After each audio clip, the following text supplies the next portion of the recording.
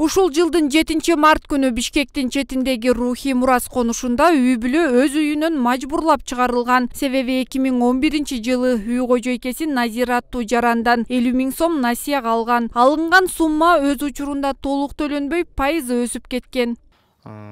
Азыр бул жакты жаап, буюмдардын бардыгын кошуналарына киргизип койдук. Андан ашканын боз үйгө салып койгонбуз. Азыр болсо үйгө биз өзүбүз кире албайбыз. Атайын охраналарды коюп койгон. Анан ошол биздин азыр элге кайрылып суранып атканыбыздын негизгиси эле ошол керектүү тарап эң негизгиси ошол почеркой экспертизаны кайрадан карап берсе деп суранып атабыз. Аны качантан бери суранып атабыз, бирок эч кандай жыйынтык жок болуп атат. Комиссионный экспертиза өткөзүп берсе, ошол тил каттардын негизинде, ошол 6 тил каттын негизинде комиссионный экспертизаны суранып атабыз. Үй ээси алган карызынын негизги суммасына пайызын кошуп, жалпы 100 000 сом төлөп бергенин айтат. 2012-жылы Орусияга иштегени кетип, 2016-жылы Кыргызстанга кайтып келгенде аэропорттон Октябрь райондук сотунда 574 000 суммасындагы карызы бар деп кармап кетишет. Сиз деген Барбиева Назирадан 574 000 акчаны санап алып качып жүрөсүз дейт да. Мен шок болдум. Кандай мен 574 000? Мен 574 000 Назирадан санап алган эмесмин. Даже ал акчаны мен көргөн жокмун десем, ошондо үмө түшкөн бизге.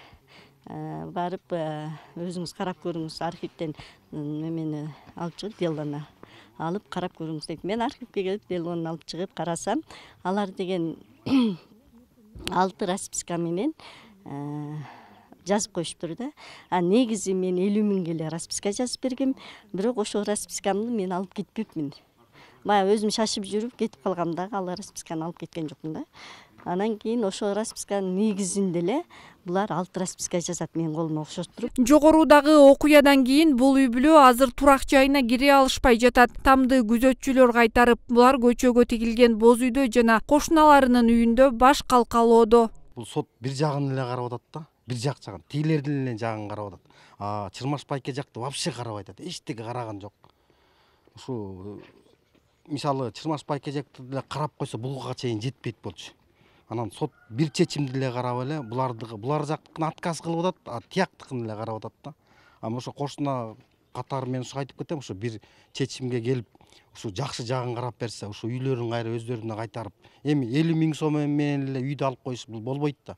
Бул түшкө да кирбеген окат да булчу. Үй 50 000 сом менен эле 50 000 сом бердим деп эле үйдү алып коюш болот.